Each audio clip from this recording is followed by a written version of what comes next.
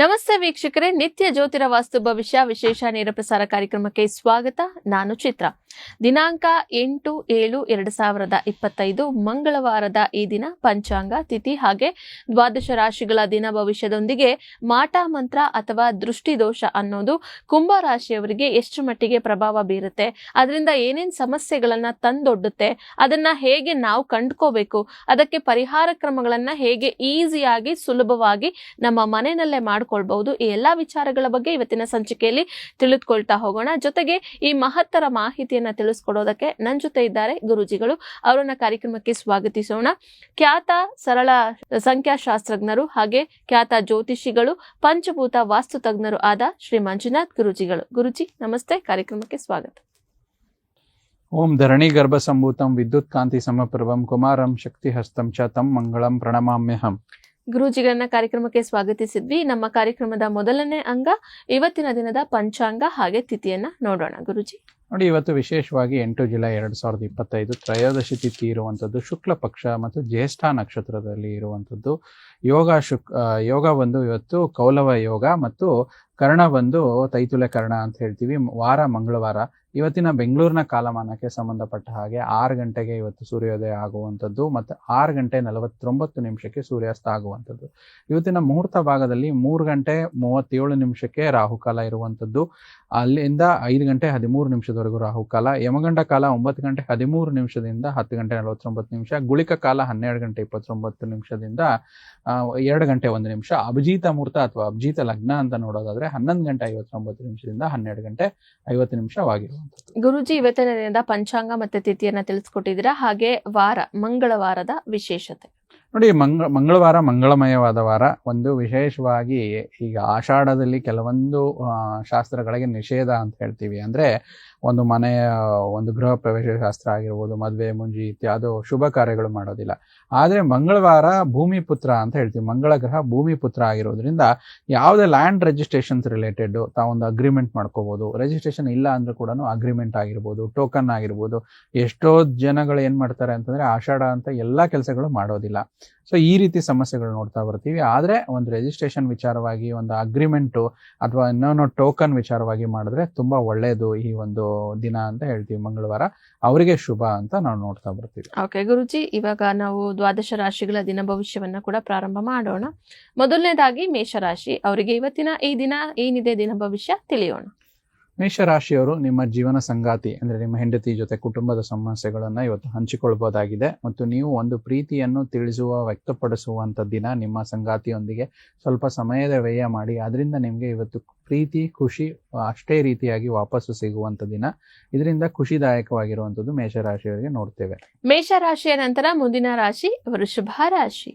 ವೃಷಭ ರಾಶಿಯವರು ನೋಡಿ, ನಿಮಗೆ ಇವತ್ತಿನ ದ್ವೇಷದ ಭಾವನೆ ಏನಾದ್ರೆ ಅದು ದುಬಾರಿ ಅನ್ನಿಸ್ಬೋದು. ಅದರ ಬಗ್ಗೆ ಎಚ್ಚರಿಕೆ ಇರಲಿ. ನಿಮ್ಮ ಸಹನೆಯನ್ನು ಕುಂಠಿತಗೊಳಿಸದಿರುವಂಗೆ ನಿಮ್ಮ ವಿವೇಚನ ಶಕ್ತಿಯನ್ನು ಬಳಸಿ ಇವತ್ತಿನ ದಿನ ಶುಭದಾಯಕವಾಗಿರುವಂತದ್ದು ನೋಡ್ತಾ ಬರ್ತೀವಿ. ವೃಷಭ ರಾಶಿಯ ವಿಚಾರಕ್ಕೆ ಸಂಬಂಧಪಟ್ಟಂತೆ ಇವತ್ತಿನ ದಿನ ಭವಿಷ್ಯವನ್ನ ತಿಳಿದುಕೊಂಡ್ವಿ. ಇನ್ನು ಮುಂದಿನ ರಾಶಿ ಮಿಥುನ ರಾಶಿ. ಮಿಥುನ ರಾಶಿಯವರು ನೋಡಿ, ಇವತ್ತು ಸಣ್ಣ ಸಣ್ಣ ವಿಚಾರದಲ್ಲಿ ತಲೆ ಕೆಡಿಸ್ಕೊಳ್ಬೇಡಿ. ನಿಮ್ಮ ಮನೆ ಯಾವುದೇ ಸದಸ್ಯರಿಂದ ಹಣ ತೆಗೆದುಕೊಂಡ್ರೆ ಅದನ್ನ ಬೇಗ ಮರುಪಾವತಿಸಿ. ಅದರಿಂದ ನಿಮಗೆ ದಿನ ಶುಭವಾಗಿರುವುದು. ಮಿಥುನ ರಾಶಿಯ ನಂತರ ಮುಂದಿನ ರಾಶಿ ಕರ್ಕಾಟಕ ರಾಶಿ. ಕರ್ಕಾಟಕ ರಾಶಿಯವರಿಗೆ ಸ್ವಲ್ಪ ದೈಹಿಕ ಲಾಭಕ್ಕಾಗಿ, ವಿಶೇಷವಾಗಿ ಮಾನಸಿಕ ಸದೃಢತೆಗಾಗಿ ಯೋಗ, ಧ್ಯಾನ, ಪ್ರಾಣಾಯಾಮ ಈ ರೀತಿ ಇದರಿಂದ ದಿನ ಪ್ರಾರಂಭಿಸಿ. ದಿನ ನಿಮಗೆ ಒಳ್ಳೆಯದಾಗುತ್ತದೆ. ಕರ್ಕಾಟಕ ರಾಶಿಯ ನಂತರ ಮುಂದಿನ ರಾಶಿ ಬಗ್ಗೆನೂ ಕೂಡ ನೋಡ್ತಾ ಹೋಗೋಣ ಗುರುಜಿ. ಸಿಂಹ ರಾಶಿ. ಸಿಂಹ ರಾಶಿಯವರಿಗೆ ಇವತ್ತು ನೀವು ಏನೋ ಒಂದು ಪ್ರೀತಿ ಪಾತ್ರರಿಂದ ಉಡುಗೊರೆಯನ್ನು ಸ್ವೀಕರಿಸುವಂಥದ್ದು ಒಂದು ಸುಯೋಗವಾಗಿರುವಂಥದ್ದು. ಬಂಧು ಬಾಂಧವರಿಂದ ಏನೋ ಒಂದು ಖುಷಿ ವಿಚಾರ ನಿಮಗೆ ಸಿಗುತ್ತೆ. ಅದರಿಂದ ನಿಮ್ಮ ದಿನ ಆನಂದಮಯವಾಗಿರುತ್ತೆ. ಸಿಂಹ ರಾಶಿಯ ನಂತರ ಮುಂದಿನ ರಾಶಿ ಬಗ್ಗೆನೂ ಕೂಡ ನೋಡ್ತಾ ಹೋಗೋಣ. ಅದಕ್ಕೂ ಮುಂಚೆ ಗುರುಜಿ ನಮಗೆ ವಾಟ್ಸ್ಆಪ್ ನಲ್ಲಿ ಬಂದಿರುವಂತಹ ಒಂದು ಪ್ರಶ್ನೆಯನ್ನ ತಗೊಳ್ಳೋಣ. ಇವರು ಹೆಸರನ್ನ ತಿಳಿಸ್ತಾ ಇದ್ದಾರೆ ಗುರುಜಿ, ದಿನೇಶ್ ಅಂತ ಹೇಳಿ. ದಿನೇಶ್, ಹೌದು. ಓಕೆ. ಇವರ ಜನ್ಮ ದಿನಾಂಕ 30/12/1991. 30/12. ಓಕೆ. 1991. ಜನ್ಮ ಸಮಯ ಬಂದು 1 ಗಂಟೆ 46 ನಿಮಿಷ PM ಗಳಲ್ಲಿ ಗುರುಜಿ. ಓಕೆ. ಸ್ಥಳ ಮೈಸೂರು. ಇವ್ರು ಕೇಳ್ತಾ ಇರೋ ಪ್ರಶ್ನೆ ಮ್ಯಾರೇಜ್ ಡಿಲೇ ಮತ್ತೆ ಫೈನಾನ್ಷಿಯಲ್ ಇಶ್ಯೂಸ್ ಬಗ್ಗೆನೇ ಕೇಳ್ತಾ ಇದ್ದಾರೆ. ಓಕೆ. ಸೊ ಕೆಲವೊಂದು ಪ್ರಶ್ನೆಗಳಲ್ಲಿ ಮ್ಯಾರೇಜ್ ಡಿಲೇ ತುಂಬಾ ಸ್ವಲ್ಪ ಕಾಮನ್ ಹೌದು. ಆಗಿ ತುಂಬಾ ಜನಕ್ಕೆ ಬರ್ತಾ ಇರುವಂತ ವಿಚಾರ. ಹೌದು. ಸೊ ನೋಡಿ, ಈಗ ದಿನೇಶ್ ಯಾರು ಕಳ್ಸಿದ್ದಾರೆ, ಸೋಮವಾರ ಹುಟ್ಟಿದ್ದು, ಸ್ವಾತಿ ನಕ್ಷತ್ರ, ತುಲಾ ರಾಶಿ, ಮೇಷ ಲಗ್ನ, ಸಪ್ತಮದಲ್ಲಿ ಚಂದ್ರ ಇದ್ದಾರೆ. ಸಪ್ತಮದಲ್ಲಿ ಚಂದ್ರ ಇದ್ದಾಗ ಏನಾಗುತ್ತೆ ಅಂದ್ರೆ ಇವರಿಗೆ ತುಂಬಾ ಚಂಚಲ ಮನಸ್ಸು. ಅಂದ್ರೆ ಮದ್ವೆ ವಿಚಾರವಾಗಿ ಏನಾದ್ರು ಡಿಸೈಡ್ ಮಾಡ್ಬೇಕು ಅಂತಂದ್ರೆ ಅವರು ಬೇಗ ಇವರೇ ನಮ್ಮ ಪಾರ್ಟ್ನರ್ ಅಂತ ಗೊತ್ತಾಗೋದಿಲ್ಲ. ಸೊ ಆ ವಿಚಾರದಲ್ಲಿ ಸ್ವಲ್ಪ ನಿಧಾನತೆ ಇರುವಂತದ್ದು.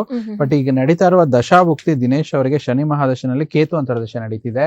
ಸುಮಾರು ನವೆಂಬರ್ 2024ರಿಂದ ಇದೇ ದಶ ಮತ್ತು ಅಂತರ್ದಶ ನಡೀತಾರೆ, ಅಂದ್ರೆ ನಿಧಾನ ಇದೆ. ಜನವರಿ 2026ರಿಂದ ದಿನೇಶ್ ಅವರ ಜಾತಕದಲ್ಲಿ ಶುಕ್ರ ಅಂತರ್ದಶ ಬರುತ್ತೆ. ಶುಕ್ರ ಬಂದು ಇವರಿಗೆ ಯೋಗಕಾರಕ ಗ್ರಹ ಆಗಿರೋದ್ರಿಂದ ಮ್ಯಾರೇಜ್ಗೆ ಜನವರಿ ನಂತರ ಯೋಗ ಇದೆ. ಮತ್ತೇನ್ ಪ್ರಶ್ನೆ ಇದೆ ಅವ್ರದ್ದು?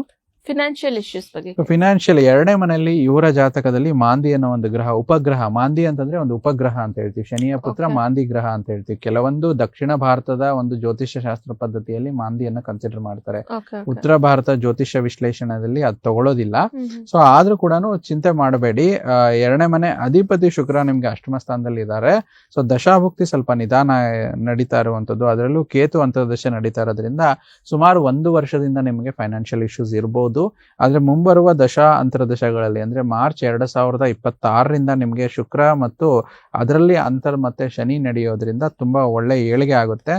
ಅದರಲ್ಲಿ ಸಪ್ತಮದಲ್ಲಿ ಇವರಿಗೆ ಚಂದ್ರ ಇರೋದ್ರಿಂದ ಮದುವೆ ನಂತರ ಭಾಗ್ಯ ಇವರಿಗೆ ತುಂಬಾ ಚೆನ್ನಾಗಿದೆ. ಕೆಲವೊಬ್ಬರಿಗೆ ಇರುತ್ತಲ್ವಾ, ಮದುವೆ ಆದ ನಂತರ ಜೀವನದಲ್ಲಿ ಏಳಿಗೆ ಆಯ್ತು. ಸೊ ಆ ವಿಚಾರದಲ್ಲಿ ಇವರಿಗೆ ಅದು ಚೆನ್ನಾಗಿದೆ. ಅಲ್ಲಿವರೆಗೂ ವೇಟ್ ಮಾಡಿ. ಸ್ವಲ್ಪ ಬೇಗ ಮದುವೆ ಆಗೋದಕ್ಕೆ ಶನಿ ಮಹಾದಶ ನಡೀತಾ ಇರೋದ್ರಿಂದ ಸಮಸ್ತ ವಿಚಾರದಲ್ಲೂ ಕೂಡ ಶನೇಶ್ವರರು ಕರ್ಮ ಫಲದಾತ ಅಂತ ಹೇಳ್ತೀವಿ.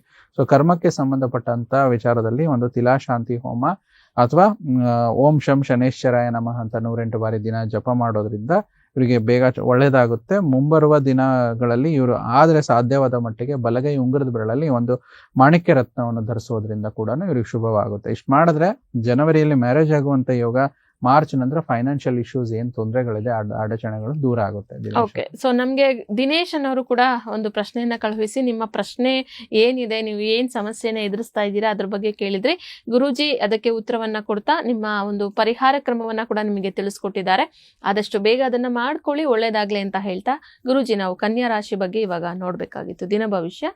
ನೋಡಿ, ಕನ್ಯಾ ರಾಶಿಯವರು ಸ್ವಲ್ಪ ವಿಶೇಷವಾಗಿ ಹೊರಗಿಟ್ಟ ಆಹಾರ ತಿನ್ನೋದ್ರ ಬಗ್ಗೆ ಸ್ವಲ್ಪ ಎಚ್ಚರಿಕೆ ವಹಿಸಿ, ತಿನ್ನೋದಕ್ಕಿಂತ ಮುಂಚೆ ಮುನ್ನೆಚ್ಚರಿಕೆ ತೆಗೆದುಕೊಳ್ಳಬೇಕು. ಮತ್ತು ಅನಗತ್ಯ ಒತ್ತಡ ಮತ್ತು ಮಾನಸಿಕ ಉದ್ವೇಗ ಉಂಟಾಗುವಂತ ದಿನ. ಆದಷ್ಟು ಮಾನಸಿಕವಾಗಿ ಎಷ್ಟು ಶಾಂತವಾಗಿರ್ತೀರೋ ನಿಮ್ಮ ದಿನ ಶುಭವಾಗಿರುತ್ತೆ. ಕನ್ಯಾ ರಾಶಿಯ ನಂತರ ಇನ್ನು ಮುಂದಿನ ರಾಶಿ ತುಲಾ ರಾಶಿ.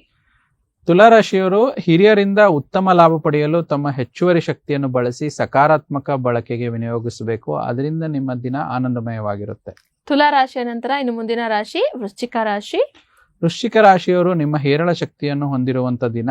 ಆದ್ರೆ ಕೆಲಸದ ಒತ್ತಡ ನಿಮಗೆ ಸ್ವಲ್ಪ ಉದ್ವೇಗವನ್ನು ತರುತ್ತೆ. ಆದಷ್ಟು ರಾಶಾಧಿಪತಿಯ ಮಂತ್ರ ಜಪ ನಿಮಗೆ ತುಂಬಾ ಒಳ್ಳೇದಾಗುತ್ತೆ. ಅದರಿಂದ ದಿನ ಶುಭವಾಗುವಂಥದ್ದು. ವೃಶ್ಚಿಕ ರಾಶಿಯವರು ಕೂಡ ಒಂದು ರಾಶಾಧಿಪತಿಯ ಮಂತ್ರ ಜಪವನ್ನ ಮಾಡೋದ್ರಿಂದ ಒಳ್ಳೇದಾಗುತ್ತೆ, ಒಳ್ಳೇದಾಗ್ಲಿ ಅಂತ ಹೇಳ್ತಾ ಇನ್ನು ಮುಂದಿನ ರಾಶಿ ಗುರುಜಿ ಧನುರಾಶಿ. ಧನುರಾಶಿಯವರಿಗೆ ಇವತ್ತು ಆಹಾರದ ಕ್ರಮದ ಬಗ್ಗೆ ಸ್ವಲ್ಪ ವಿಶೇಷವಾದ ಕಾಳಜಿ ವಹಿಸಿ. ಸ್ವಲ್ಪ ಆರೋಗ್ಯದಲ್ಲಿ ಏರುಪೇರು, ಯಾವ ರೀತಿ ಅಂದ್ರೆ ಮೈಗ್ರೇನ್ ಆಗಿರ್ಬೋದು ಅಥವಾ ಸ್ವಲ್ಪ ತಲೆನೋವು ಜಾಸ್ತಿ ಇರುವಂತದ್ದು, ಇದರಿಂದ ಸೂಕ್ತ ಎಚ್ಚರಿಕೆ ತೆಗೆದುಕೊಂಡ್ರೆ ದಿನ ಚೆನ್ನಾಗಿರುವಂತದ್ದು. ಧನುರಾಶಿಯವರು ಕೂಡ ಇವತ್ತಿನ ದಿನ ಸ್ವಲ್ಪ ಎಚ್ಚರಿಕೆಯನ್ನ ವಹಿಸಿ ಅಂತ ಹೇಳ್ತಾ ಮುಂದಿನ ರಾಶಿ ಗುರುಜಿ ಮಕರ ರಾಶಿ. ಮಕರ ರಾಶಿ ಸ್ವಲ್ಪ ವಿಶೇಷವಾಗಿ ಆರೋಗ್ಯದ ವಿಚಾರದಲ್ಲಿ ಕಾಳಜಿ ವಹಿಸುವಂತ ದಿನ. ಸಣ್ಣ ಪುಟ್ಟ ಏನಾದ್ರು ಗಾಯಗೊಳ್ಳುವಿಕೆ ಮತ್ತು ಕೂತುಕೊಳ್ಳುವಾಗ ವಿಶೇಷ ಕಾಳಜಿ ವಹಿಸಿ. ಅಲ್ಲಿ ಏನಾದ್ರು ಸಣ್ಣ ಪುಟ್ಟ ಏಟ್ ಮಾಡ್ಕೊಳ್ಳುವಂತ ನಿರೀಕ್ಷೆ ಇದೆ. ಸ್ವಲ್ಪ ಹೆಚ್ಚಿನ ಗಮನವಿರಲಿ ಅಂತ ತಿಳಿಸ್ತಾ ಇದ್ದೀವಿ. ಮಕರ ರಾಶಿಯ ನಂತರ ಇನ್ನು ಮುಂದಿನ ರಾಶಿ ಕುಂಭರಾಶಿ. ಕುಂಭರಾಶಿಯವರಿಗೆ ಇವತ್ತು ಗರ್ಭಿಣಿಯರಿಗೆ ಸ್ವಲ್ಪ ವಿಶೇಷವಾಗಿ ಕಾಳಜಿ ವಹಿಸುವಂತ ದಿನ. ಮತ್ತು ಕುಂಭರಾಶಿಯವರು ಇವತ್ತು ಯಾರು ಶೇರ್ ಮಾರ್ಕೆಟ್ ಅಲ್ಲಿ ಹಣವನ್ನು ಹೂಡಿಕೆ ಮಾಡ್ತಾರೆ ಅವರಿಗೆ ಹಣ ಕಳೆದುಕೊಳ್ಳುವಂತ ಯೋಗ ಇರೋದ್ರಿಂದ ಆದಷ್ಟು ಅದನ್ನ ಮುಂದೂಡಿ ಅಂತ ತಿಳಿಸ್ತಾ ಇದ್ದೇನೆ. ಕುಂಭರಾಶಿಯ ನಂತರ ಇನ್ನು ಕೊನೆಯ ರಾಶಿ ಮೀನ ರಾಶಿಯವರಿಗೆ ಇವತ್ತಿನ ದಿನ ಭವಿಷ್ಯ ಏನಿದೆ ನೋಡೋಣ ಗುರುಜಿ. ಮೀನ ರಾಶಿಯವರು ಸ್ವಲ್ಪ ಎಚ್ಚರಿಕೆಯಿಂದ ಇರಿ. ಯಾರಾದ್ರೂ ನಿಮಗೆ ಬಲಿಪಶುವನ್ನ ಮಾಡಬಹುದು, ಅವರ ಪ್ರಯತ್ನ ಕೂಡ ಬಲಿಪಶು ಮಾಡುವಂತ ಪ್ರಯತ್ನ ಕೂಡ ನಡೀತಾ ಇರೋದ್ರಿಂದ ಇದರ ಬಗ್ಗೆ ಸ್ವಲ್ಪ ಗಮನ ಹರಿಸಿದ್ರೆ ಮೀನ ರಾಶಿಯವರ ದಿನ ಚೆನ್ನಾಗಿರುತ್ತೆ. ಇಲ್ಲಿಗೆ ದ್ವಾದಶ ರಾಶಿಗಳ ಅಷ್ಟು ದಿನ ಭವಿಷ್ಯವನ್ನ ಗುರೂಜಿಗಳು ತಿಳಿಸಿದ್ದಾರೆ. ಹಾಗೆ ನಿಮ್ಮ ರಾಶಿ ವಿಚಾರಕ್ಕೆ ಸಂಬಂಧಪಟ್ಟಂತೆ ದಿನ ಭವಿಷ್ಯ ಏನಿದೆ ಅಂತ ಹೇಳಿ ನೀವು ಕೂಡ ತಿಳಿದುಕೊಂಡು ಅದರ ಬಗ್ಗೆ ಸ್ವಲ್ಪ ಎಚ್ಚರಿಕೆಯನ್ನ ವಹಿಸಿ ಅಂತ ಹೇಳ್ತಾ ಗುರೂಜಿ ವಾಟ್ಸಪ್ ನಲ್ಲಿ ಬಂದಿರುವಂತಹ ಮತ್ತೊಂದು ಪ್ರಶ್ನೆಯನ್ನ ತಗೊಳ್ಳೋಣ. ಇವರು ಹೆಸರನ್ನ ತಿಳಿಸ್ತಾ ಇದ್ದಾರೆ ಗುರೂಜಿ, ದಿವ್ಯಾ. ಹೌದು. ಜನ್ಮ ದಿನಾಂಕ 13/5/2000. ಹಾಗೆ 13/5/2000. ಹೌದು. ಜನ್ಮ ಸಮಯ ಬಂದು 10:52 PM ಜನ್ಮ ಸ್ಥಳ ಬ್ಯಾಂಗ್ಳೂರ್. ಇವರು ಚೈಲ್ಡ್ ಬರ್ತ್ ಮತ್ತೆ ಫ್ಯಾಮಿಲಿ ಹ್ಯಾಪಿನೆಸ್ ಬಗ್ಗೆ ಕೇಳ್ತಾ ಇದ್ದಾರೆ ಗುರುಜಿ. ಓಕೆ, ದಿವ್ಯಾ ಯಾರು ಪ್ರಶ್ನೆ ಕಳಿಸಿದ್ದೀರಾ, ಶನಿವಾರ ಹುಟ್ಟಿರುವಂತದ್ದು, ಉತ್ತರ ಫಲ್ಗುಣಿ ನಕ್ಷತ್ರ, ಕನ್ಯಾ ರಾಶಿಯವ್ರದ್ದು. ಸೊ ಇವರಿಗೆ ಮಕ್ಕಳು ವಿಚಾರದಲ್ಲಿ ಇವರು ಪ್ರಶ್ನೆ ಕೇಳುವಂಥದ್ದು. ಸೊ ಇಲ್ಲಿ ಪಂಚಮ ಸ್ಥಾನದಲ್ಲಿ ಪುತ್ರ ಸಂತಾನ ಅಥವಾ ಸಂತಾನಕ್ಕೆ ಸಂಬಂಧಪಟ್ಟಂಥದ್ದು ಪಂಚಮ ಭಾವ ನೋಡ್ತೀವಿ. ಸೊ ಇಲ್ಲಿ ಪಂಚಮದಲ್ಲಿ ಚತುರ್ಗ್ರಹ ಯೋಗ ಇದೆ. ಯಾವ ಜಾತಕದಲ್ಲಿ ಯಾವ ಗ್ರಹಗಳು ತುಂಬವಾಗಿರ್ತಾರೆ ಅವರಿಗೆ ಒಂದು ಕಾರ್ಮಿಕವಾಗಿ ಆ ಗ್ರಹದ ಫಲಗಳು, ಆ ಭಾವದ ಫಲಗಳು ತುಂಬಾ ನಿಧಾನ ಬರುತ್ತೆ. ಇಲ್ಲಿ ಚತುರ್ಗ್ರಹ ಯೋಗ ಪಂಚಮ ಸ್ಥಾನದಲ್ಲಿ ಇರೋದ್ರಿಂದ ಇಲ್ಲಿ ಸ್ವಲ್ಪ ನಿಧಾನ ಆಗ್ತಿದೆ. ಆದ್ರೆ ಪಂಚಮಾಧಿಪತಿ ಹೇಗ್ ಬಲವಾಗಿದೆ ಅಂದ್ರೆ ಪಂಚಮಾಧಿಪತಿ ಕೂಡ ಷಷ್ಠ ಭಾವದಲ್ಲಿ ಇದೆ. ಸೊ ಪಂಚಮಾಧಿಪತಿ ಷಷ್ಠ ಭಾವಕ್ಕೆ ಹೋದ್ರೆ ಎಲ್ಲಾ ಕೆಲಸ ಕಾರ್ಯಗಳಲ್ಲೂ ಸ್ವಲ್ಪ ನಿಧಾನ ಆಗ್ತಾ ಇರುವಂತದ್ದು.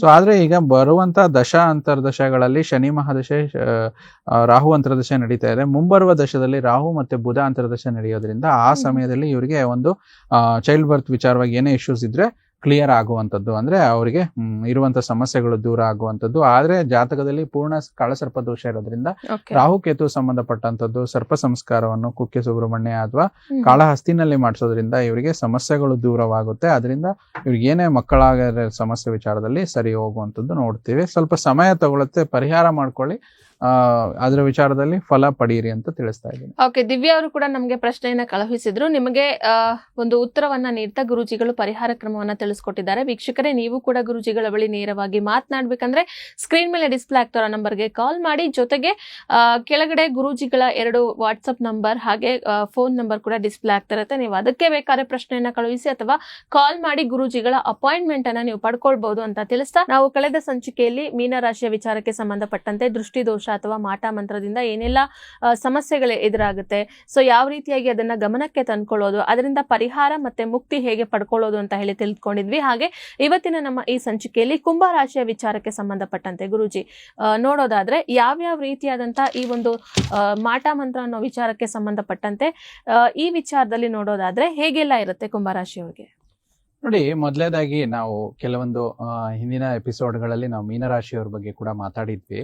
ಸೊ ಇಲ್ಲೇನಾಗುತ್ತೆ, ಇದೊಂದು ವಿಶೇಷ ವಿಚಾರ ಮತ್ತು ಸೂಕ್ಷ್ಮವಾಗಿರುವಂತ ವಿಚಾರ. ಸೊ ಬಹಳಷ್ಟು ಜನ ತಾವು ಪ್ರಶ್ನೆ ಕೇಳಿದಾಗೆ ಇದನ್ನು ನಂಬೋದಿಲ್ಲ. ಸೊ ನಂಬಿಕೆ ಬರ್ಬೇಕು ಅಂದ್ರೆ ಅವ್ರ ಅನುಭವಕ್ಕೆ ಬರ್ಬೇಕಲ್ವಾ. ಸೊ ಆ ವಿಚಾರದಲ್ಲಿ ಇದು ಒಂದು ಅವರವರ ಒಂದು ನಂಬಿಕೆ ಮತ್ತು ಅವರ ಅಭಿಪ್ರಾಯಕ್ಕೆ ಬಿಟ್ಟಿದ್ದು.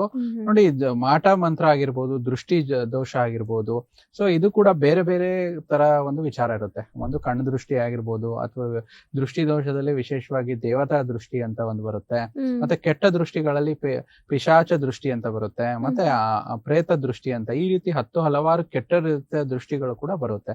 ಇದರಿಂದ ಸಣ್ಣ ಪುಟ್ಟ ಏರುಪೇರುಗಳು, ಸಣ್ಣ ಪುಟ್ಟ ದೃಷ್ಟಿ ದೋಷಗಳು ಉತ್ಪತ್ತಿ ಆಗುತ್ತೆ. ನೋಡಿ, ನಾವು ಈ ರಾಶಿಯವರ ವಿಚಾರವಾಗಿ ನೋಡ್ಬೇಕಂದ್ರೆ ಕೆಲವೊಂದು ವಿಚಾರದಲ್ಲಿ ಈ ರಾಶಿಯವರಿಗೆ ತುಂಬಾ ಒಳ್ಳೆಯ ಅನುಭವ ಕೂಡ ಆಗುತ್ತೆ, ಮತ್ತೆ ಕೆಟ್ಟ ಅನುಭವ ಕೂಡ ಆಗುವಂತದ್ದು.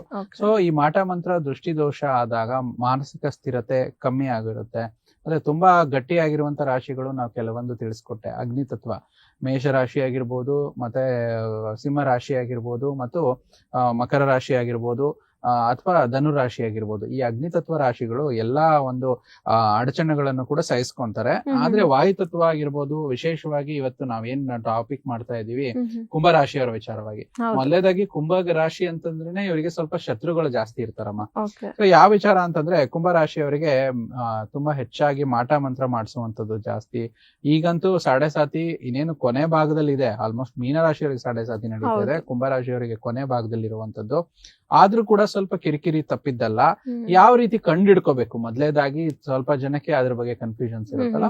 ಸೊ ಆ ಕಂಡಿಡ್ಕೊಳ್ಳೋ ವಿಚಾರದಲ್ಲಿ ನಿಮ್ ಮನೆಯಲ್ಲಿ ಏನಾದ್ರು ಇದ್ದಕ್ಕಿದ್ದಂಗೆ ಒಂದ್ ಏನಾದ್ರು ಗ್ಲಾಸ್ ಒಡೆದು ಹೋದ್ರೆ, ಗಾಜಿನ ಗ್ಲಾಸು, ಮತ್ತೆ ಫೋಟೋ ಫ್ರೇಮ್ಗಳಿರುತ್ತೆ, ದೇವ್ರ ಫೋಟೋ ಆಗಿರ್ಬೋದು, ಅವರ ಮನೆಯವರ ಫೋಟೋ ಆಗಿರ್ಬೋದು, ಅಥವಾ ಅವ್ರ ಕಾಲವಾದವ್ರ ಫೋಟೋ, ಅವ್ರ ಫೋಟೋ ಫ್ರೇಮ್ಗಳು ಏನಾದ್ರು ಬಿದ್ದು ಸಡನ್ ಆಗಿ ಒಡೆದು ಹೋದ್ರೆ ಇದರಿಂದನು, ಮತ್ತೆ ಊಟ ಮಾಡ್ಬೇಕಾದ್ರೆ ಕೆಲವೊಬ್ಬರಿಗೆ ಸ್ವಲ್ಪ ಅಸಮಂಜಸ, ಏನೋ ಒಂದು ಕೂದ್ಲು ಬರುವಂತದ್ದು, ಮತ್ತೆ ತುಂಬಾ ಕೆಟ್ಟ ದುಸ್ವಪ್ನಗಳಾಗುವಂತದ್ದು, ಅಂದ್ರೆ ಬ್ಯಾಡ್ ಡ್ರೀಮ್ಸ್ ಅಂತ ಹೇಳ್ತೀವಲ್ಲ, ನಿದ್ದೆಯಲ್ಲಿ ಮಲ್ಕೊಂಡಾಗ ದುಸ್ವಪ್ನವಾಗಿ ಸಡನ್ ಆಗಿ ಬೆಚ್ಚ ಬಿದ್ದು ಎದ್ದು ಕೂತ್ಕೊಳ್ಳುವಂತದ್ದು, ಈ ರೀತಿ. ಆಮೇಲೆ ಎಷ್ಟೇ ಪ್ರಯತ್ನ ಪಟ್ರು ಅವರ ಆದಾಯ ತಕ್ಕಂಗೆ ಕೂಡ ಕುಂಭರಾಶಿಯವರಿಗೆ ಮನೆಯಲ್ಲಿ ₹1 ಕೂಡ ದುಡ್ಡು ಉಳಿತಾ ಇಲ್ಲ. ಮನೆಯಲ್ಲಿ ಬರೀ ಜಗಳಗಳಾಗ್ತಿದೆ. ಈ ರೀತಿ ಅವರಿಗೆ ಒಂದು ವಿಶೇಷವಾಗಿ ಭಾಸವಾಗಿದ್ರೆ ಖಂಡಿತ ಅವ್ರ ಮೇಲೆ ಮಾಟ ಮಂತ್ರ ಆಗಿರುತ್ತೆ.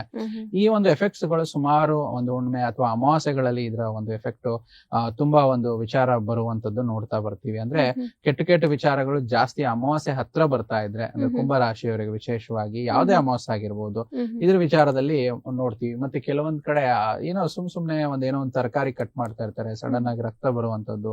ಅಂದ್ರೆ ಅಮಾವಾಸ್ಯೆ ಹತ್ರಕ್ ಬಂದಾಗ ಹೇಳ್ತಿರೋದು, ಯಾಕಂದ್ರೆ ತರಕಾರಿ ಕಟ್ ಮಾಡಿ ರಕ್ತ ಬರುವಂತದ್ದು ಸಾಮಾನ್ಯ ವಿಚಾರ. ಮತ್ತೆ ಅದಕ್ಕೂ ಕುಂಭರಾಶಿಗೂ ಲಿಂಕ್ ಮಾಡಿ ಗುರುಜಿ ಹೇಳ್ತಾ ಇದಾರೆ ಅಂತ ನಮ್ಮ ವೀಕ್ಷಕರು ಕನ್ಫ್ಯೂಷನ್ ಆಗೋದ್ ಬೇಡ. ಅಮಾವಾಸ್ಯೆಗಳಲ್ಲಿ ಬಂದಾಗ ಸುಮ್ನೆ ಗೊತ್ತಿರ್ಲಾರ್ದಾಗ ಆರತ್ತೆ ಆಗುವಂತದ್ದು. ಯಾಕಂದ್ರೆ ಈ ರೀತಿ ಯಾಕಾಗುತ್ತೆ ಅಂದ್ರೆ, ಕುಂಭರಾಶಿಯವರಿಗೆ ವಿಶೇಷವಾಗಿ ಷಷ್ಠಾಧಿಪತಿ ಚಂದ್ರ ಗ್ರಹರು ರಾಶಿಯಲ್ಲೇ ಇರ್ತಾರೆ. ಅಂದ್ರೆ ಒಂದು ರಾಶಿ ನಿರ್ಧರಿತವಾಗಿರುವಂತದ್ದು ಚಂದ್ರ ಆ ರಾಶಿಯಲ್ಲಿದ್ದಾಗ ಆ ರಾಶಿ ಅಂತ ಬರುತ್ತೆ. ಸೊ ಈ ಕುಂಭರಾಶಿಯವರಿಗೆ ಷಷ್ಠಾಧಿಪತಿ ಚಂದ್ರ ರಾಶಿಯಲ್ಲಿರೋದ್ರಿಂದ ಇವರಿಗೆ ವಿನಾಕಾರಣ ಶತ್ರುತ್ವ ಜಾಸ್ತಿ ಇರುತ್ತೆ. ಅದನ್ನ ಯಾವುದೇ ರೀತಿ ತಪ್ಪಿಸ್ಕೊಳ್ಳಲ್ಲ ಆಗೋದಿಲ್ಲ. ಮತ್ತೆ ಕುಂಭರಾಶಿಯ ಅಧಿಪತಿ ಶನೇಶ್ವರರಾಗಿರುವಂತದ್ದು. ಶನೇಶ್ವರರು ತುಂಬಾ ವಿಶೇಷವಾದ ಗ್ರಹ. ಆದ್ರೆ ಶನೇಶ್ವರರು ಸ್ವಲ್ಪ ಸ್ಲೋ ಮೂವಿಂಗ್ ಅಂತ ಹೇಳ್ತಾರೆ. ಅದಕ್ಕೆ ಇವರು ಮೂಲತಃ ಸ್ವಲ್ಪ ಅವರು ಈ ರಾಶಿಯವ್ರು ಕೇಳೋದು ಬೇಜಾರು ಮಾಡ್ಕೊಳ್ಳೋದು ಬೇಡ, ಅವ್ರು ಸ್ವಲ್ಪ ಲೇಸಿ ಆಗಿರ್ತಾರೆ ಅಂತ ಹೇಳ್ಬೋದು. ಮತ್ತೆ ಸ್ವಲ್ಪ ಆಲಸ್ಯ ಮತ್ತು ಸ್ವಲ್ಪ ಆರಾಮದಾಯಕವಾಗಿರ್ಬೇಕು ಅಂತ ಇವರು ಬಯಸ್ತಾರೆ. ನಿಧಾನವಾಗಿ ಕೆಲಸ ಮಾಡುವಂತದ್ದು. ಉದಾಹರಣೆಗೆ ಒಂದು ಚೇರಲ್ಲಿ ಕೂತ್ಕೊಂಡ್ರೆ ಒಬ್ರು ಮೇಷರಾಶಿಯವರಾಗಿರ್ಬೋದು, ಬೇರೆಯವರು ಸಡನ್ ಆಗಿ ಚೇರ್ ಎಳೆದು ಕೂತ್ಕೊಂತಾರೆ. ಇವ್ರು ಸ್ವಲ್ಪ ಚೇರಲ್ಲಿ ಆರಾಮಾಗಿ ಕೂತ್ಕೋಬೇಕು ಅಂತ ಇರುವಂತ ವ್ಯಕ್ತಿ. ಸೊ ಈ ರೀತಿ ಕುಂಭರಾಶಿಯವರ ಒಂದು ಕ್ಯಾರೆಕ್ಟರಿಸ್ಟಿಕ್ಸ್ ಆಗಿರುತ್ತೆ. ಕುಂಭರಾಶಿಯವರಿಗೆ ಮಾಟ ಮಂತ್ರ ಆದ್ರೆ ಈ ಎಲ್ಲಾ ಅನುಭವಗಳಾದ್ರೆ ಅವ್ರು ಅದನ್ನ ಕಂಡ್ಕೋಬೇಕು, ಇದು ಮಾಟ ಮಂತ್ರ ಆಗಿದೆ, ಇದರಿಂದ ನಮಗೆ ಸಮಸ್ಯೆ ಆಗ್ತಿದೆ ಅಂತ ನಾವು ತಿಳ್ಕೊಬಹುದು ಅಂತ ಕುಂಭರಾಶಿಯವರು ಕಂಡಿಡ್ಕೋಬಹುದಮ್ಮ. ಓಕೆ ಗುರುಜಿ, ಇನ್ನು ಕುಂಭರಾಶಿಯ ವಿಚಾರವಾಗಿ ಈ ಒಂದು ದೃಷ್ಟಿ ದೋಷ ಅಥವಾ ಮಾಟ ಮಂತ್ರ ಏನೆಲ್ಲ ತೊಂದರೆಗಳನ್ನ ಉಂಟು ಮಾಡಬಹುದು ಅಂತ ಹೇಳಿ, ಹಾಗೆ ಪರಿಹಾರ ಕ್ರಮಗಳು ಯಾವ ರೀತಿಯಾಗಿರುತ್ತೆ ಅಂತ ಹೇಳಿ ತಿಳಿಸ್ತೀರಾ? ನೋಡಿ, ನಾವು ಪರ್ಟಿಕ್ಯುಲರ್ ಆಗಿ ಕುಂಭರಾಶಿಯವರ ವಿಚಾರವಾಗಿ ನೋಡ್ತಾ ಇದ್ರೆ, ನಾನು ಮೇಲ್ಗಡೆ ಮೊದಲೇ ಹೇಳ್ದಂಗೆ ನಾವು ಈಗ ಚರ್ಚೆ ಮಾಡಿದ ವಿಚಾರದಲ್ಲಿ ಸ್ವಲ್ಪ ಈ ಒಂದು ಲಕ್ಷಣಗಳು ಕಾಣಿಸುತ್ತೆ. ನಾವು ಅವಾಗಲೇ ತಿಳಿಸ್ದಂಗೆ, ಉದಾಹರಣೆಗೆ ಇನ್ನೂ ಹೆಚ್ಚಾಗಿ ನೋಡ್ತಾ ಇದ್ರೆ, ಯಾರೋ ಕುಂಭರಾಶಿ ಒಂದು ಗೌರ್ಮೆಂಟ್ ಜಾಬ್ ಅಲ್ಲಿ ಇದೀರಾ ಅಥವಾ ಒಂದು ಪ್ರೈವೇಟ್ ಕೆಲಸದಲ್ಲೇ ಇದೀರಾ ಅಂತ ಇಟ್ಕೊಳ್ಳಿ. ಸೊ ಅವಾಗ ಅವ್ರಿಗೆ ಏನಾಗುತ್ತೆ, ಜಾಬ್ ಅಲ್ಲಿ ಏನೋ ಒಂದು ಏರುಪೇರುಗಳಾಗುವಂಥದ್ದು. ಮತ್ತೆ ಯಾವುದೇ ವಿಚಾರದಲ್ಲಿ ಸ್ವಲ್ಪ ಎಷ್ಟೇ ಇದ್ರೂ ಕೂಡ ಅವರ ಉನ್ನತ ಅಧಿಕಾರಿಯಿಂದ ಬಯಸ್ಕೊಳ್ಳುವಂಥದ್ದು ಈ ರೀತಿ ಆಗ್ತಾ ಬರುತ್ತೆ. ಸೊ ಇದ್ರ ವಿಚಾರದಲ್ಲಿ ನೋಡೋದಾದ್ರೆ, ಬಿಸ್ನೆಸ್ ಅಲ್ಲಿ ಏನೋ ಒಂದ್ ಸಡನ್ ಆಗಿ ಎಲ್ಲೋ ದುಡ್ಡು ಹಾಕಿರ್ತಾರೆ, ಬಂಡವಾಳ ಕಳ್ಕೊಂಡ್ ಬಿಡೋದು, ಈ ರೀತಿ ವ್ಯಾಪಾರದಲ್ಲಿ ನಷ್ಟ ಅನುಭವಿಸುವಂತದ್ದು ನೋಡ್ತಾ ಬರ್ತೀವಿ. ಕೆಲವೊಂದು ವಿಚಾರದಲ್ಲಿ ಈಗ ದೃಷ್ಟಿ ದೋಷದ ವಿಚಾರವಾಗಿ ತಾವು ಪ್ರಶ್ನೆ ಕೇಳಿದ್ರಿ. ಸೊ ಈ ಸಾಮಾನ್ಯವಾಗಿ ದೃಷ್ಟಿ ದೋಷ ಆಗಿದೆ, ಮಾಟ ಮಂತ್ರ ಆಗಿದೆ ಅನ್ನೋ ವಿಚಾರದಲ್ಲಿ ತಿಳಿಸ್ಕೊಟ್ವಿ. ಇದರಿಂದ ಏನೇನ್ ತೊಂದರೆಗಳಾಗ್ಬೋದು, ಕೆಲವೊಂದು ವಿಚಾರಗಳು ನೋಡಿದಾಗ ನೋಡಿ, ಮನೆ ಮುಂದೆ ಏನೋ ಒಂದು ನಿಂಬೆಹಣ್ಣು ಬಿದ್ದಿರುತ್ತೆ, ಒಂದೇನೋ ಕಾಯಿ ಬಿದ್ದಿರುತ್ತೆ, ಅಥವಾ ಕೆಲವೊಂದು ಕಣ್ಣಿಗೆ ಕಾಣಿಸುತ್ತೆ, ಆದ್ರೆ ಕಣ್ಣಿಗೆ ಕಾಣಿಸ್ತಾ ಇರುವ ಅಗೋಚರ ವಿಚಾರವಾಗಿ ಕೂಡ ಮಾಟ ಮಂತ್ರ ಆಗಿರುತ್ತೆ ಕೆಲವೊಂದ್ಸತಿ. ಸೊ ತುಂಬಾ ವಿಶೇಷವಾಗಿ ಕುಂಭ ರಾಶಿಯವರಿಗೆ ಒಂದು ತೊಂದರೆ ಏನಂತಂದ್ರೆ, ಅವ್ರು ಯಾರಿಗೆ ಹೆಚ್ಚು ನಂಬಿರ್ತಾರೋ ಅವರಿಂದನೇ ಮೋಸ ಹೋಗುವಂತದ್ದು ಜಾಸ್ತಿ ಆಗುತ್ತೆ. ಅದರಲ್ಲಿ ಕುಂಭ ರಾಶಿಯವರ ವಿಚಾರದಲ್ಲಿ ಅವರ ತಾಯಿಯೊಂದಿಗೆ ಸಂಬಂಧ ಅಷ್ಟಕ್ಕಷ್ಟೇ ಇರುತ್ತೆ. ಅಂದ್ರೆ ಒಂದು ವಯಸ್ಸಿನ ವಿಚಾರದಲ್ಲಿ ಒಂದು 18 ವರ್ಷ 20 ವರ್ಷ ಒಂದು ತುಂಬಾ ಚೆನ್ನಾಗಿರ್ಬೋದು, ಆದ್ರೆ ಸಡನ್ ಆಗಿ ತಾಯಿಯಿಂದನೇ ಶತ್ರುತ್ವ ಬರುವಂತದ್ದು ಕುಂಭ ರಾಶಿಯವರಿಗೆ ನೋಡ್ತೀವಿ. ಆಮೇಲೆ ಕುಂಭ ರಾಶಿಯವರು ಬಹುಮುಖ್ಯವಾಗಿ ಸ್ನೇಹಿತರಿಂದಲೇ ತೊಂದರೆ ಜಾಸ್ತಿ ಅನುಭವಿಸ್ತಾರೆ. ಅಂದ್ರೆ ಸ್ನೇಹಿತರಿಂದನೇ ಒಂದು ದೃಷ್ಟಿ ದೋಷ ಆಗುತ್ತೆ. ಅಂದ್ರೆ ಒಬ್ಬ ಸ್ನೇಹಿತ, ನಾವು ದೃಷ್ಟಿ ದೋಷದ ವಿಚಾರವಾಗಿ ಹೇಗ್ ತೊಂದರೆ ಆಗ್ಬೋದು ಅಂತ ತಾವು ಕೇಳಿದ್ರಿ. ಸ್ನೇಹಿತರಿಂದಲೇ ಎಲ್ಲ ನಮ್ಮ ಜೊತೆಗೆ ಒಟ್ಟಿಗೆ ಇರ್ತಾರೆ, ಅವ್ರು ಸಡನ್ ಆಗಿ ಏನೋ ನೋಡ್ತಾರೆ, ಇವ್ರ ಹತ್ರ ಎಷ್ಟು ದುಡ್ಡಿದೆ, ಆದ್ರೆ ಆ ದುಡ್ಡಿನಿಂದಿರುವಂತ ಕಷ್ಟಗಳು ನೋಡಲ್ಲ. ಯಾರು ಕುಂಭರಾಶಿಯವರು ದುಡ್ಡು ಮಾಡಿರ್ತಾರಲ್ವಾ, ಆ ದುಡ್ಡಿನ ವಿಚಾರದಲ್ಲಿ ಇಂದಿನ ಕಷ್ಟ ನೋಡಲ್ಲ, ಆ ಕಣ್ಣು ದೃಷ್ಟಿ ಬಿಟ್ಬಿಡ್ತಾರೆ. ಇವ್ರ ಹತ್ರ ಎಷ್ಟು ದುಡ್ಡಿದೆ, ಎಷ್ಟು ಅಧಿಕಾರ ಇದೆ, ಅದು ಎಷ್ಟು ಹಣ ಇದೆ ಅಂತ ವಿಚಾರದಲ್ಲಿ ಇವ್ರಿಗೆ ದೃಷ್ಟಿ ದೋಷ ಬೇಗ ತಾಗುತ್ತೆ. ಅದರಿಂದ ಇವರಿಗೆ ಸಡನ್ ಆಗಿ ಡೌನ್ ಫಾಲ್ ಆಗೋದು, ಸಡನ್ ಆಗಿ ಮಾನಸಿಕ ಕಿರಿಕಿರಿ ಆಗೋದು, ದುಸ್ವಪ್ನಗಳು ಬರುವಂತದ್ದು, ಈ ಎಲ್ಲಾ ರೀತಿ ದೃಷ್ಟಿ ದೋಷಗಳು ಮತ್ತು ಮಾಟ ಮಂತ್ರಗಳು ಕುಂಭರಾಶಿಯವರಿಗೆ ತೊಂದರೆ ಕೊಡುತ್ತಮ್ಮ. ಗುರುಜಿ, ಇನ್ನು ಪರಿಹಾರ ಕ್ರಮಕ್ಕೆ ಅಂತ ಹೇಳಿ ತಗೊಂಡಾಗ ಯಾವ ರೀತಿಯಾಗಿ ಇವರು ಪರಿಹಾರ ಕ್ರಮಗಳನ್ನ ತುಂಬಾ ಈಸಿಯಾಗಿ ಮನೆಯಲ್ಲಿ ಮಾಡ್ಕೊಳ್ಬಹುದು? ನೋಡಿ, ತುಂಬಾ ಒಳ್ಳೆಯ ವಿಚಾರ. ಪರಿಹಾರ ಸಿಂಪಲ್ ಆಗಿ ಮಾಡ್ಕೋಬಹುದು ಮನೆಗೆ ಮನೆ ಮಟ್ಟಕ್ಕೆ ಮಾಡೋದಾದ್ರೆ. ಮಾಟ ಮಂತ್ರ ಇತ್ಯಾದಿ ಸಮಸ್ಯೆಯಿಂದ ಯಾರು ಕುಂಭರಾಶಿಯವರು ಬಳಲ್ತಿದ್ದೀರಾ, ಒಂದು ಸಿಂಪಲ್ ಪರಿಹಾರ ಅಂತ ನಾವು ನೋಡೋದಾದ್ರೆ, ಸೋಮವಾರ ಶುಕ್ರವಾರ ಈ ಪರಿಹಾರ ಭಾಗ ಮಾಡ್ಕೋಬಹುದು. ಒಂದು ದಿನನಿತ್ಯ ಒಂದು ಸಂಜೆ ಕೈಕಾಲು ತೊಳೆದ ನಂತರ ವಿಶೇಷವಾಗಿ ಈ ವಾರಗಳಲ್ಲಿ ಸೋಮವಾರ ಶುಕ್ರವಾರ ಒಂದು ಗೋಧೂಳಿ ಸಮಯದಲ್ಲಿ ಒಂದು ಸ್ಟೀಲ್ ತಟ್ಟೆನ ತಗೊಳ್ಳುವಂಥದ್ದು. ಬೆಳ್ಳಿ ತಟ್ಟೆ ಇದ್ರೆ ತುಂಬಾ ಒಳ್ಳೇದು. ಒಂದು ಸ್ಟೀಲ್ ತಟ್ಟೆಯನ್ನು ತಗೊಂಡು 9 ಹಣತೆಗಳನ್ನ ಜೋಡಿಸುವಂಥದ್ದು ಪಕ್ಕದಲ್ಲಿ, ಮತ್ತು ಆ ಹಣತೆಯಲ್ಲಿ ಕಡ್ಡಾಯವಾಗಿ ಎಳ್ಳೆಣ್ಣೆಯನ್ನ ಬೆರೆಸ್ಬೇಕು. ಅಂದ್ರೆ ಅದನ್ನ ಎಳ್ಳೆಣ್ಣೆ ಹಾಕುವಂಥದ್ದು. ಯಾಕಂದ್ರೆ ಎಳ್ಳೆಣ್ಣೆಯಲ್ಲಿ ಆ ಒಂದು ನೆಗೆಟಿವಿಟಿ ತೆಗೆಯುವಂತ ಶಕ್ತಿ ಇರುವಂತದ್ದು. ಈ ಒಂದು ಎಳ್ಳೆಣ್ಣೆಯನ್ನ ಹಾಕಿ ದೀಪವನ್ನು ವಿಶೇಷವಾಗಿ ಈ 2 ದಿನಗಳನ್ನ ಉರಿಸ್ಬೇಕು. ಅವರು ಇರುವಂತದ್ದು ಸೋಮವಾರ ಮತ್ತೆ ಶುಕ್ರವಾರ ಅಂತ ಹೇಳ್ತೀವಿ. ಆ ದೀಪದಲ್ಲಿ ನವದುರ್ಗೆಯರ ಆರಾಧನೆ ಮತ್ತು ನವದುರ್ಗೆಯರ ಪ್ರಾರ್ಥನೆ ಮಾಡುವಂಥದ್ದು. ವಿಶೇಷವಾಗಿ ನವದುರ್ಗೆಯರ ಅಂತಂದ್ರೆ ನಮ್ಮ ನವರಾತ್ರಿಯಲ್ಲಿ ಬರುವಂತ 9 ದುರ್ಗೆಯ ದೇವಿ ಅಂತ. ವಿಶೇಷವಾಗಿ ಎಷ್ಟು ಅನ್ಕೊಳಕ್ ಆಗುತ್ತೋ ಅಷ್ಟು ಮಂತ್ರ ಈ ರೀತಿ ಹೇಳ್ಬೋದು. ಪ್ರಥಮಂ ಶೈಲಪುತ್ರೇಶ್ಚ, ದ್ವಿತೀಯಂ ಬ್ರಹ್ಮಚಾರಿಣಿ, ತೃತೀಯಂ ಚಂದ್ರ ಗಂಟೇಶಿ, ಕುಷ್ಮಾಂಡೆ ಚತುರ್ಥ್ ವಿತತಂ, ಪಂಚಮಂ ಸ್ಕಂದ ಮಾತೆ, ಷಷ್ಠ ಕಾತ್ಯಾಯನೇಚ, ಸಪ್ತಮಂ ಕಾಳರಾತ್ರೇಶ್ಚ ಮಹಾಗೌರಿ ವಿಶ್ಚತಂ, ನವಮಂ ಸಿದ್ಧಿ ದಾತ್ರೇಶ್ಚ ಮಹಾಗೌರಿ ನಮೋಸ್ತುತೆ. ಈ ಮಂತ್ರವನ್ನು ಯಥೇಚ್ಛವಾಗಿ ಹೇಳುವಂಥದ್ದು. ಅಂದ್ರೆ 9 ನವದುರ್ಗೆಯರ ಆಹ್ವಾನ ಮಾಡುವಂಥದ್ದು, ನವದುರ್ಗೆಯರ ಪ್ರಾರ್ಥನೆ ಹೇಳುವಂಥದ್ದು. ಮತ್ತು ನವದುರ್ಗೆಯರ ಮಂತ್ರ ಯಾರಿಗೆ ಇಷ್ಟು ಸಿಂಪಲ್ ಆಗಿ ಹೇಳಕ್ ಆಗಲ್ವೋ ಅವರು ಸಿಂಪಲ್ ಆಗಿ ಒಂದು ಓಂ ರೀಂ ದುಮ್ ದುರ್ಗೆ ನಮಃ ಅಂತ ಒಂದು ಮಂತ್ರವನ್ನು ಹೇಳ್ಬೋದು. ಈ ರೀತಿ 9 ದುರ್ಗೆಯರ ಆಹ್ವಾನೆ ಆ ಹಣತೆಯಲ್ಲಿ ಮಾಡುವಂಥದ್ದು ಇದು ತುಂಬಾ ಪವರ್ಫುಲ್ ಆಗಿರುವಂತ ರೆಮಿಡಿ ಅಂತ ಹೇಳ್ತೀವಿ. ಅದ್ರ ಜೊತೆನಲ್ಲಿ ಹಣತೆಯಲ್ಲಿ ಒಂದು ದೀಪ ಉರಿಸ್ಬೇಕಾದ್ರೆ ಎಳ್ಳೆಣ್ಣೆ ಹಾಕಿ 4 ಹೆಸರು ಕಾಳುಗಳನ್ನ ಹಾಕ್ಬೋದು ಮತ್ತು 4 ಅವರೆಕಾಳನ್ನ ಹಾಕ್ಬೋದು. ಇದು ತುಂಬಾ ವಿಶೇಷವಾಗಿರುವಂತ ತಂತ್ರ ಅಂತ ಹೇಳ್ತೀವಿ. ಆ ತಂತ್ರ ಭಾಗವಾಗಿ ಒಂದು ಈ ಮಂತ್ರ ನಾನು ಏನು ಹೇಳದ್ನೋ ತಿಳಿಸ್ಕೊಡ್ನೋ ಅದನ್ನ 108 ಬಾರಿ ಜಪ ಮಾಡ್ಬೇಕು. ಭಕ್ತಿಯಿಂದ ದೇವಿಯ ಜಪ ಮಾಡಿದ್ರೆ ಶಾಸ್ತ್ರದಲ್ಲಿ ಹೇಳ್ದಂಗೆ ನಾವು ದೀಪ ಉರಿದ್ರೆ ಪಾಪ ಉರಿದಂಗೆ, ಅವರ ಒಂದು ಕಷ್ಟ ನಷ್ಟಗಳು ದೂರವಾಗದಂಗೆ. ಸೊ ಆ ರೀತಿ ಮಾಡ್ಬೋದು. ವಾರದಲ್ಲಿ ಇದನ್ನ 2 ದಿನ ಮಾಡ್ಲೇಬೇಕು. 1 ತಿಂಗಳ ಕಾಲ ಮಾಡಬೇಕು. ಅಂದ್ರೆ 1 ವಾರದಲ್ಲಿ 2 ದಿನ ಅಂದ್ರೆ 2 × 4 ಅಂತಂದ್ರೆ 8 ಅಂತ ಆ ತರ ಒಂದು ಇದು ಭಾಗ 8 ಸತಿ 1 ತಿಂಗಳಲ್ಲಿ ಬರುತ್ತೆ. ಇದನ್ನ ತದೇಕ ಚಿತ್ತದಿಂದ ಇದನ್ನ ಫಾಲೋ ಮಾಡ್ಬೇಕು. ಈ ರೀತಿ ಮಾಡೋದ್ರಿಂದನೂ ತುಂಬಾ ಒಳ್ಳೇದಾಗುತ್ತೆ. ಕೆಲವೊಂದ್ ಸತಿ ಮನುಷ್ಯರು ಒಂದು ಏನಂದ್ರೆ ಈ ಒಂದು ದೃಷ್ಟಿ ದೋಷ ಅಲ್ದಿರೋದ ವಿಚಾರದಲ್ಲಿ ಸ್ವಲ್ಪ ಪ್ರೇತ ಬಾಧೆ ಆಗಿರ್ಬೋದು, ಮತ್ತೆ ಕೆಲವೊಂದು ಸಣ್ಣ ಪುಟ್ಟ ವಿಚಾರದಲ್ಲಿ ಕುಂಭರಾಶಿಯವರಿಗೆ ಬೇಗ ತಗ್ಲುತ್ತೆ. ಯಾಕಂದ್ರೆ ಕೆಲವೊಂದು ಎಲ್ಲೋ ಸ್ಮಶಾನ ದಾಟಿ ಹೋಗ್ತಿರ್ತಾರೆ, ಮತ್ತೆ ಇನ್ನೇನೋ ಕಡೆ ಇರೋದ್ರಿಂದ ಪ್ರೇತ ದೃಷ್ಟಿ ಬೇಗ ಬಂದು ತಗ್ಲುತ್ತೆ. ಆ ವಿಚಾರದಲ್ಲಿ ಈ ಒಂದು ಹಣತೆ ಅಲ್ದಿರೋ ಒಂದು ಸಿಂಪಲ್ ಪರಿಹಾರ ಏನಂತಂದ್ರೆ ನಿಮ್ಮ ಮನೆ ಹತ್ರ ಇರುವಂತ ಯಾವುದೇ ದೇವಿಯ ದೇವಸ್ಥಾನ, ದುರ್ಗಾದೇವಿ ದೇವಸ್ಥಾನ ಆಗಿರ್ಬೋದು ಅಥವಾ ಲಕ್ಷ್ಮೀ ನರಸಿಂಹ ದೇವಸ್ಥಾನದಲ್ಲಿ ಅಮಾವಾಸ್ಯೆಗಳಲ್ಲಿ ವಿಶೇಷ ಪೂಜೆ, ಅದರಲ್ಲಿ ಎಲ್ಲಿ ದೇವಿ ದೇವಸ್ಥಾನದಲ್ಲಿ ಎಲ್ಲಿ ಪ್ರತ್ಯಂಗಿರ ಹೋಮ ಜರುಗ್ತಾ ಇರುತ್ತೆ.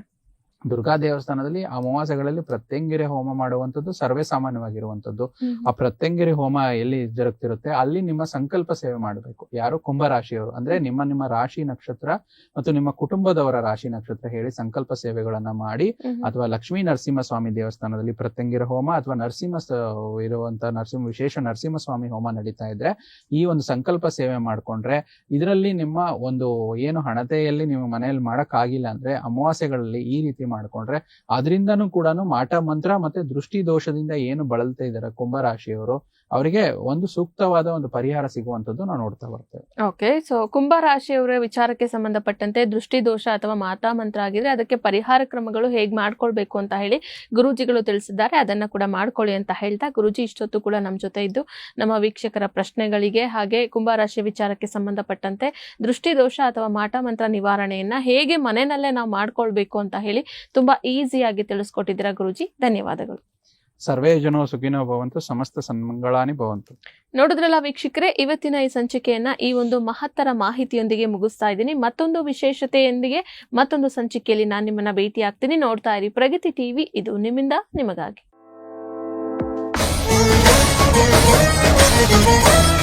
Thank you.